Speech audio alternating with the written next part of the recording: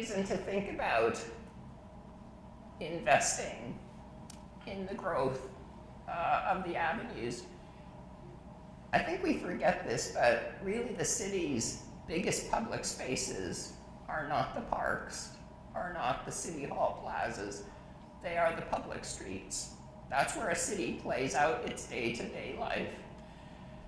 And I think the image of the city is actually reflected in the quality of these main streets. You've all had the experience of coming to a new city, coming from the airport in a taxi or a bus, and your first impression is based on what are the streets like. So a picture like this portrays a certain image about the values of that community. Big sidewalks, buildings on either side that aren't huge, but they're of a density that actually makes all of the activity safe, active, and vibrant. We have street trees, so the urban forest is actually dramatically increased by being able to plant healthy, sustainable trees within these avenue right-of-ways. There's a balance between active transportation, the space of the sidewalk, and the space designated to the vehicles. It's not the case where we see in so many instances where the space of the vehicles is actually dominating the public right-of-way. The only thing missing in this picture are bicycle lanes. So the Avenue's vision is based on actually capturing this opportunity of growth and channeling it in a way that has all kinds of benefits. It brings new businesses and residents into the avenues. The investments that we make and the private sector makes in this new development will help you to actually beautify those streetscapes through tax increment, through development charges. It's in the interest of developers to invest in the public realm. So we will create well-framed, beautiful tree-lined streets.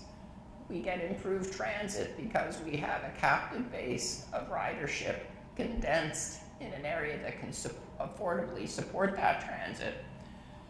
We have all kinds of at-grade uses, shops, cafes, different uses that bring people together and create a vibrant social and community life. And the premise of the Avenue strategy, and this is, I think, the critical thing, is that the form of development that this strategy is based on is something called Midrise urbanism. So the ability to actually increase density in a way that supports all of these things we're trying to do with a built form that is compatible with the adjacent uses, that protects the character of those neighborhoods that we cherish. In Toronto, we have this kind of schizophrenia in recent development patterns, where we have absurdly tall buildings, 75, 80 stories that are being built. There's 140 tall buildings currently under construction in the city of Toronto. We also have a very strong market and development of small buildings, short buildings, stick-built buildings that are relatively inexpensive to build, such as townhomes or single-family homes. And there's a big market for that kind of home ownership. So this really represents a third wave for the city, which is mid-rise buildings. What do we mean by mid-rise buildings? So a mid-rise building is relative to the size of the avenue that it faces. So a building like this, this is actually about 5 stories high. It looks like 3, but it's 5. That height would be equal to the width of the right-of-way of the street. In Toronto, we have avenues that range from 20 meters wide up to 36 meters wide. In the case where we have 20-meter wide buildings, that equates to 6-story buildings. Where it is 36 meters, it's up to 11-story buildings. But it's always based on this 1-to-1 ratio. The pattern of cities that have this sort of mid-rise form fairly consistently along a city's avenues are actually really well known and have been incredibly successful. The grand avenues of London, Paris, Copenhagen, Barcelona, I'm sure many of you have seen them, and a lot of the character of those cities comes from the fact that mid-rise building form supports a lot of density, but in a way that has a low impact. The streets are still have this feeling of openness. You can see the sky, and there's sunlight on the streets and beautiful trees. A lot of that has to do with the scale of development on the avenues. It's not really fair to use the Champs-Élysées to make this case, but I always do it. In fact, these buildings are too low for that 1-to-1 ratio. So in developing this process, as I said, there has been a lot of consultation.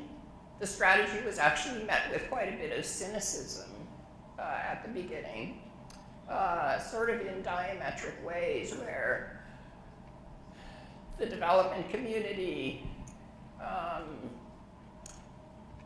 felt that mid-rise buildings may not be economically viable. But in fact, since the adoption of this Midrise strategy, 30,000 new units have been developed on Toronto's avenues.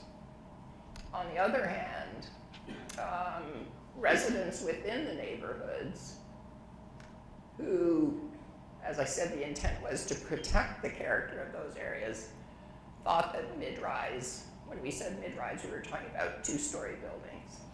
Of course, we weren't, because that doesn't support that type of density. But through a very iterative process similar to this, council adopted this strategy 2 years ago. So the foundation of the Midrise strategy is a set of performance standards. And some of these are metrics. They're quantitative ways of describing what are acceptable recommended building types in a manner that creates predictability. And predictability is absolutely key when you're dealing with this kind of growth. Where you don't have predictability, it's an open game. The intent is that those standards will then be adopted into Toronto's new zoning bylaw, so that mid-rise buildings are an as-of-right building type. One of the reasons that we have that schizophrenia between the tall buildings and the low buildings is because we have an antiquated zoning bylaw in Toronto. The process of rezoning the property is just as difficult for a mid-rise building as it is for an 80-story building. So developers just say, if you're going to put me through that process, I'm going to go for the whole thing. And on the other hand, if a lot of the low-rise buildings are as of right, so the process is very simple, it's fast, it's easier for the development community to deal with it because they have predictability. So as I said, these are diagrams of different widths of these right-of-ways, and you can see the 1-to-1 relationship Here we have what is about a 66-foot right-of-way for an avenue, and the maximum height of those buildings is capped at that dimension. In this case, it's 6 stories. A really key controlling device is what we call the angular plane. And the angular plane is a way of massing a building and setting it back in a manner that has minimal impact on the adjacent residential areas, those established neighborhoods that we intend to protect. So as you can see, that 45-degree angular plane is really pushing the height of the building towards the avenue and away from the neighborhood. In addition, we require a 7.5-meter setback for a couple of reasons. One is just to create a comfortable distance, but also to gradually introduce rear lanes throughout the fabric of the avenues. Because with rear lanes, it solves all kinds of problems in terms of access to parking, loading, garbage, those sorts of things. So what that does, that 45-degree angular plane, is these are shadow studies that test the impact of that stepping height. It really creates almost negligible shadowing of the adjacent neighborhood. Now, if we move to the other side of the building, on the avenue itself, buildings are generally being built to the property line to create a consistent street wall. And that consistency is very important in creating the continuity of a shopping street. If you have large gaps, big setbacks with parking in front, pedestrians just won't use it. And the viability of retail suffers when you have those kinds of gaps. So we actually encourage buildings to build right up to the property line where we've got sidewalks that are wide enough. If the sidewalks aren't wide enough, we ask for a setback so we get a minimum dimension. And I'll talk a little bit about that. So this is a building that actually demonstrates this sort of idea. Actually, let me go back one slide.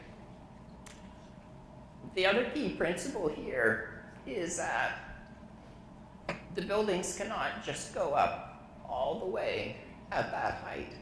They go up 80%, and then they step back at a 45-degree angular plane. And the reason we do that is because we want to maintain a minimum of 5 hours of sunlight on the avenues. So these very specific angular planes and heights are based on a key principle, which is that successful avenues actually should have sunlight and should be an enjoyable place for people to hang out and to shop or to sit in a cafe. And this building demonstrates that, where approximately you create the street wall for the first 80% of the permitted height, and then the upper stories set back. You also have great units with terraces as a result of this kind of form. And this shows how we came up with those metrics was based on testing the shadows, how the massing affected the ability to attain that goal of 5 hours of sunlight. Now, it's different depending on where you are in the country. So you have to do this testing based on your local geography and the conditions of the sunlight.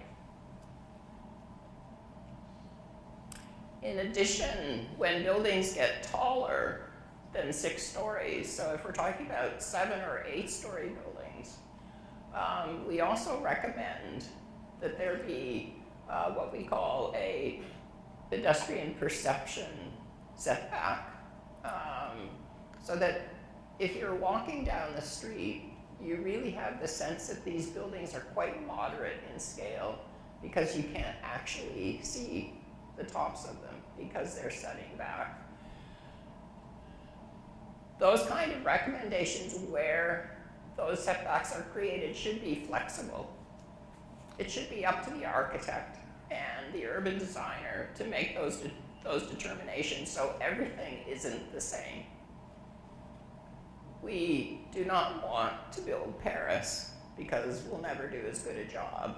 But Paris was all based on everything following the same rules without exception. I think cities are much more diverse than that in reality, and allowing flexibility in the form and massing of buildings is very important.